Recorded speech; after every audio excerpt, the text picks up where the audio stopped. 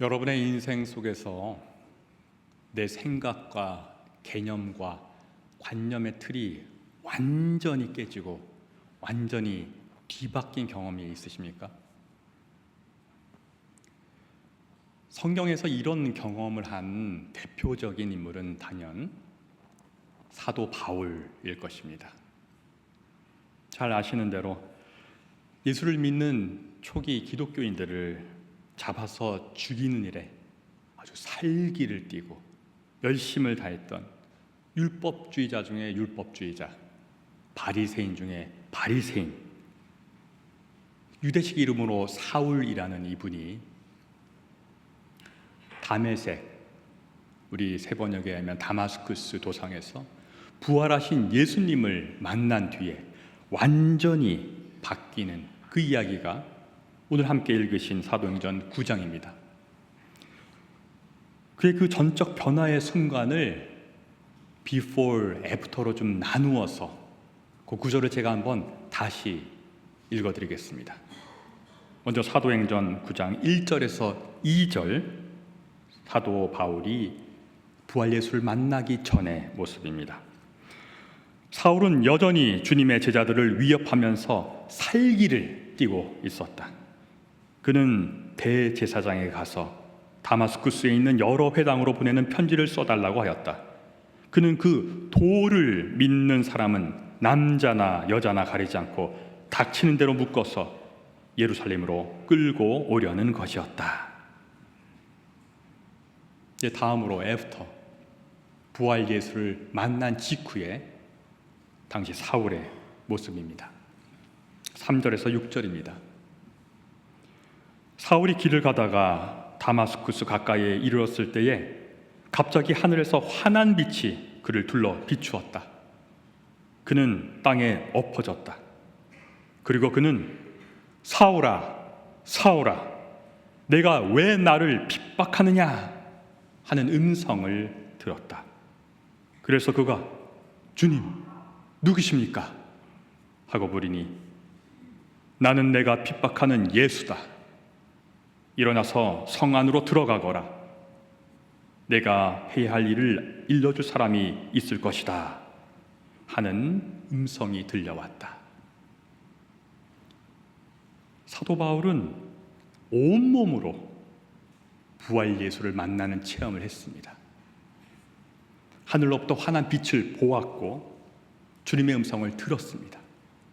눈으로 보고 귀로 듣고 부활하신 예수를 온전히 직접 만난 후에 그는 완전히 변화되어 새 사람이 되었고, 이제는 이방 민족에게 그가 그리도 싫어하던 그 도를, 그 복음을 전하는 사도 바울이 되었습니다. 부활 예수를 만나기 전에는 예수 믿는 사람들을 잡아 죽이던 일에 선봉하던 그가 부활 예수를 만난 후에는 예수를 위해 로마에서 결국 참수형으로 순교를 당해 죽었습니다. 이방의 사도가 바로 사도 바울이었다면 이스라엘 내에서 복음의 사도 대표자는 예수님의 수제자라고 하는 베드로일 것입니다. 여러분 아시다시피 베드로는 어부였습니다. 베드로가 예수님과 처음 만난 그 첫 만남에서 어부인 베드로에게 예수께서 말씀하셨습니다. 마태복음 4장 19절입니다. 나를 따라오너라. 나는 너희를 사람을 낚는 어부로 삼겠다. 이 말씀 한 방에 베드로는 세상의 모든 것을 내려놓고 예수님을 따랐습니다. 고기를 낚는 어부에서 사람을 낚는 어부로 완전히 변화된 삶을 살았습니다. 예수의 제자 중 수제자가 되었습니다. 그리고 수제자 베드로는 마가복음 14장 31절에서 이런 고백도 했습니다. 내가 선생님과 함께 죽는 한이 있을지라도 절대로 선생님을 모른다고 하지 않겠습니다. 그러나 아시다시피 그의 그 당찬 선언은 한순간에 무효가 되었습니다. 주와 함께 죽겠다던 베드로는 예수께서 체포되실 때 주님을 3번이나 부인하고 결국 예수께서 십자가 달려 돌아가시자 시리에 빠져서 수제자로서의 모든 삶을 내려놓고 다시 어부의 삶으로 돌아갔습니다. 세상의 모든 것을 내려놓고 예수를 따랐던 그가 이제는 예수와 함께한 그 모든 3년의 제자의 삶을 내려놓고 다시 본 고향으로 떠난 것입니다. 이처럼 베드로의 온전한 변화는 예수님을 처음 만난 그때 이루어진 것이 아니었습니다. 그 뒤 3년이나 되는 제자 훈련을 받았지만 이루어지지 않았습니다. 그의 첫 변화는 실패였습니다. 전적인 변화 같았으나 온전한 변화, 지속 가능한 변화가 아니었습니다. 그의 온전한 변화, 지속 가능한 변화는 이 첫 번째 만남 변화 이후 3년이 지나서 두 번째로 예수님을 다시 만났을 때야 드디어 일어났습니다. 이 베드로가 만난 예수는 똑같은 예수셨습니다. 장소도 똑같이 갈릴리 호수였습니다. 하던 일도 똑같이 어부의 일이었습니다. 그러나 베드로가 같은 장소, 같은 어부 일을 하며 만났던 첫 번째 예수님과 두 번째 예수님은 전혀 다른 예수님이셨습니다. 첫 번째 만났던 예수님은 분명 살아계신 하나님의 아들 예수님이었습니다. 그러나 부활 뒤에 다시 만난 예수님은 살아계신 하나님의 아들만이 아니라 죽음에서 다시 살아나신 부활 예수였습니다. 부활하기 전과 부활하신 후의 예수는 그에게 전혀 다른 예수였습니다. 그가 두 번째로 만난 예수, 부활 예수께서는 똑같은 갈릴리 호수에서 똑같은 어부일을 하는 베드로에게 처음과 똑같은 말씀을 하십니다. 오늘 읽으신 요한복음 21장 19절입니다. 나를 따라라. 나를 따라오너라라는 첫 번째 말씀과 똑같은 말씀입니다. 이에 대한 베드로의 반응 또한 겉으로 보면 동일했습니다. 첫 번째 만남에서 나를 따르라는 예수님의 말씀을 듣고 그 말씀대로 어부에서 예수의 제자가 되었을 때와 똑같이 두 번째 만남에서 나를 따라라 이 말씀을 듣고 역시 베드로는 어부로부터 예수님의 제자가 되었습니다. 그런데 첫 번째 만남과 두 번째 만남 그 이후의 변화는 완전히 달랐습니다. 그의 삶이 첫 번째 변화 후에는 결국 변질되었습니다. 그러나 두 번째 만남 이후에 그의 삶은 결코 변절하지 않았고 오히려 주님을 위해 살다가 전승에 알면 로마에서 정말로 거꾸로 십자가에 달려 순교하여 죽었습니다. 그렇다면 겉으로는 이 현상적으로는 동일해 보이는 이 두 변화의 근본적인 차이점은 무엇입니까? 이 둘 사이를 극명하게 구분시키는 변화의 본질은 무엇입니까? 그렇습니다. 부활입니다. 부활. 동일한 예수이시지만 before 부활, after 부활, 이 예수님은 전혀 다른 예수님이셨습니다. 죽음을 이기시고 다시 살아나는 예수는 살아계신 하나님의 아들, 신의 아들만이 아니라 그리스도였습니다.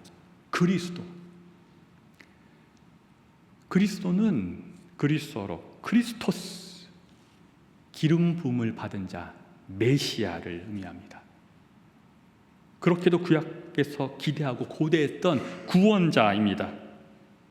십자가에 달려 죽으심으로 단번에 우리의 모든 죄를 용서해 주시고 3일 만에 부활하신 우리에게 영생의 구원을 주시는 구원자이십니다. 세상을 구원하시는 구세주이십니다. 따라서 똑같은 베드로였으나 부활 예수를 만나기 전에 베드로와 이런 부활 예수를 만난 후에 베드로는 전혀 다른 베드로인 것입니다. 나를 따라라는 부활 전에 예수님의 말씀 그대로 예수님을 따랐던 복음서에 기록된 제자 베드로와 똑같이 나를 따르라는 부활 예수의 말씀 그대로 예수님을 따랐던 사도행전에 기록된 제자 베드로는 전혀 다른 베드로입니다. 직접 읽어보시면 알겠지만 복음서에 나오는 그 베드로와 사도행전에 나오는 베드로를 가만히 읽어보면 정말 이 사람이 똑같은 그 사람이 맞나 싶을 정도로 전혀 다른 베드로입니다. 이거 혹시 동명이인이 아니냐 할 정도로 베드로는 막 변절도 하고 막 그런데 여기는 막 목숨을 걸고 순교합니다. 복음서에 나오는 이 베드로, 즉 이 세상의 참된 스승으로서의 예수님을 만나서 나를 따르라는 그분의 말씀에 곧장 예수를 따라갔던 그 베드로, 그는 최고의 스승의 수제자였습니다. 그러나 사도행전에 나오는 베드로, 즉 부활하신 예수를 만난 후 나를 따르라는 똑같은 이 말씀을 위해서 살아갔던 그는 그리스도 메시아, 구원자, 구세주를 위해 목숨을 내놓는 순교자였습니다.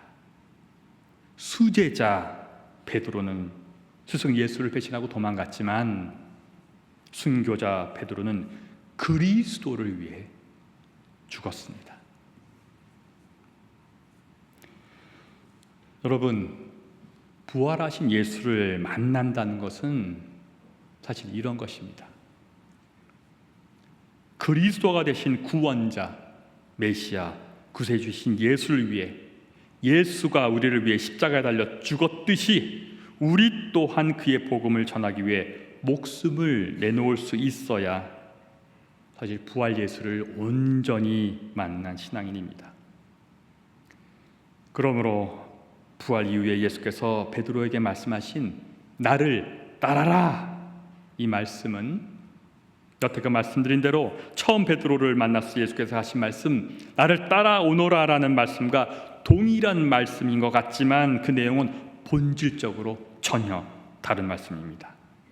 하나님의 나라를, 그 복음을 전하기 위해 나도 주님을 위해서 죽겠습니다, 그렇게 따르라라는 그 말씀에 순종한 것입니다. 그냥 제자가 아닌 사도에게 주어지는 비장한 미션, 특별한 사명인 것입니다.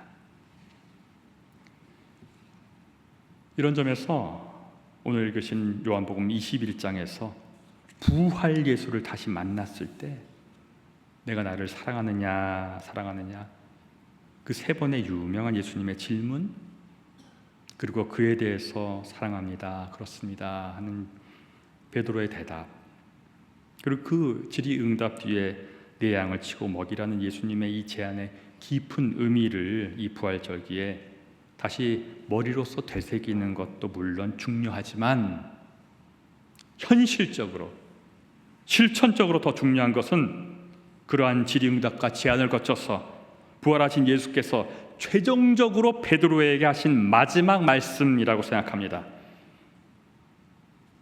제자 베드로가 아니라 사도 베드로에게 하신 스승 예수만이 아니라 부활하신 구원자, 구세주, 메시아 그리스도의 말씀은 이러했습니다.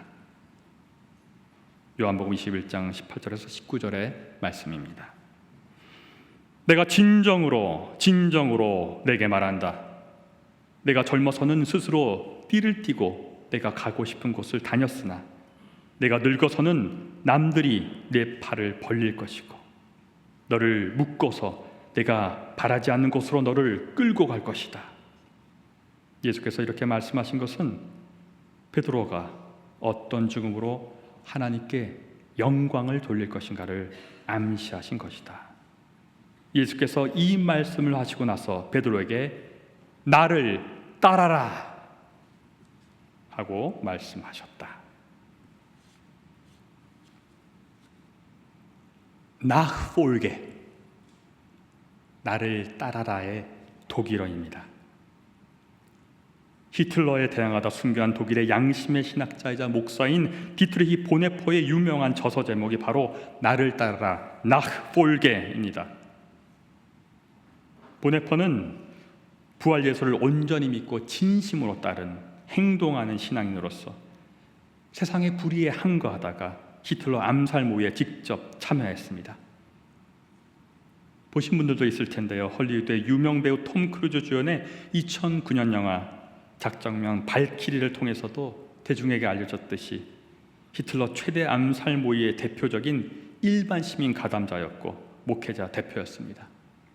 안타깝게 암살 모의 실패 후 체포되어 감옥에 수용당한 후 39세의 나이에 연합군에 의해 독일이 항복하기 불과 한 달 전에 히틀러의 직접 처형 명령에 의해서 참수형으로 형장 이술로 사라졌습니다. 올해가 보네포 순교 80주년이 되어서 영화가 하나 제작되었습니다. 제목은 본회퍼, 목사, 스파이, 암살자입니다. 뒤에 순교일인 4월 9일에 맞춰서 바로 지난달에 국내 주요 상영관에서도 개봉을 했습니다.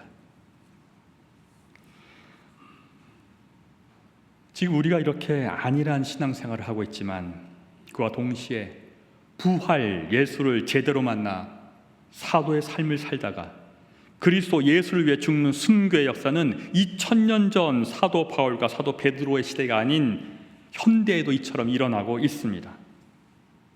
그러므로 2000년에 걸쳐서 부활하신 예수를 제대로 만난 사람들이 그전과는 전혀 다른 변화된 복음의 사도로서의 인생을 살았으며 그들 인생의 종착점이 순교였다는 이 역사적 사실을 평안한 현대를 살아가는 우리 신앙인이 결코 가벼이 여겨서는 안 될 것입니다. 대학교 교우 여러분, 이 부활절기를 맞아서 예수의 부활을 믿느냐 안 믿느냐, 혹은 부활의 소망이 있느냐 없느냐를 올해도 한 번 더 생각해 보는 것은 이제 더 이상 중요한 것이 아닌 듯 싶습니다. 특히 신앙의 연륜이 쌓인 분들에게 그런 질문이 더 이상 본질적인 질문이 되기는 어려운 것 같습니다. 이 부활 절기의 신앙의 본질적인 질문은 부활하신 예수를 당신은 진정으로 만났느냐 아니냐인 것 같습니다. 정말로 중요한 것은 부활하신 예수를 진정 만난 사람답게 지금 이 세상을 살아가고 있느냐 아니냐인 것 같습니다. 사도 바울처럼, 사도 베드로처럼, 보네포 목사처럼 그리스도 예수를 위해 죽으라고 한다면 저도 솔직히 자신이 없습니다. 나만을 생각해도 어렵고 가족을 생각하면 더더욱 어렵습니다. 그래서 당장 그리스도 예수를 위해 순교하라고 한다면 처음 예수를 만나고 따랐던 베드로보다도 훨씬 더 빨리 도망칠 것 같습니다. 이렇게 부족한 사람이지만 그래도 이렇게 매년 다시 찾아오는 봄처럼 올해도 다시 찾아온 부활 절기를 맞아 뭔가 새로운 각오를 다시 하기는 해야 할 것 같습니다. 진짜 순교는 못할지언정 순교의 각오는 다시 다짐해야 되겠습니다. 좀 구체적으로 이 세상의 북이 영화냐 하나님의 영광이냐를 선택해야 하는 상황이 닥친다면 그래도 세상 북이 영화보다는 하나님의 영광을 우선적으로 선택하겠다는 그런 각오는 해야겠습니다. 우리의 세상 안목에서 우선적으로 보이는 것이야 물론 세상의 북이 영화지만 이 영적인 안목에서 우선적으로 보이는 것은 하나님의 영광이라는 사실을 반모섬에 유배당했던 사도 요한이 성경을 통해서 오늘 우리에게 알려주었지 않습니까?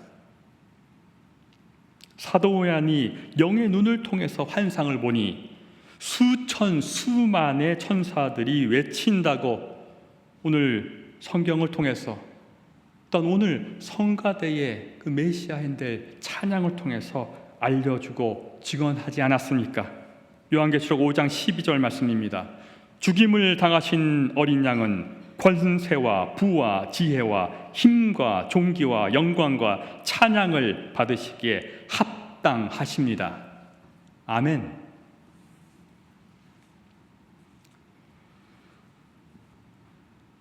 부활의 소망을 다지는 부활절기니만큼 다소 무거웠던 오늘의 말씀을 그래도 현실 가능성 있는 희망의 메시지로 마무리해보고자 합니다. 저를 포함한 우리 모두 사도 바울처럼 부활의 예수를 위해 참수형을 당하며 순교자로 죽지는 못할지언정 그래도 부활 예수를 만나기 전에 예수 믿는 자들을 핍박하고 예수님께 해를 끼치던 바울 이전의 사울의 모습으로는 살지 맙시다. 저를 포함한 우리 모두 사도 베드로처럼 부활을 예수를 위해서 십자가에 거꾸로 달려 순교자로 죽지는 못할지언정 그래도 부활 예수를 만나기 전 예수를 부인하고 시리에 빠져 어부의 삶으로 다시 돌아감으로써 예수님의 십자가 죽음과 구원의 의미를 퇴색시켰던 제자 베드로의 이전 모습으로는 살지 맙시다. 그래서 성경 말씀을 통해 올해 부활 절기에도 나를 따라라, Follow me, not forget. 우리에게 말씀하시는 부활하신 그리스도 예수를 온전히 만난 신앙인답게 부활 신앙의 기본을 지키고 부활 신앙생활을 올곧게 실천해 나갈 수 있는 우리 모두 되시기를 주님의 이름으로 축원합니다. 다 같이 묵상기도 드리시겠습니다.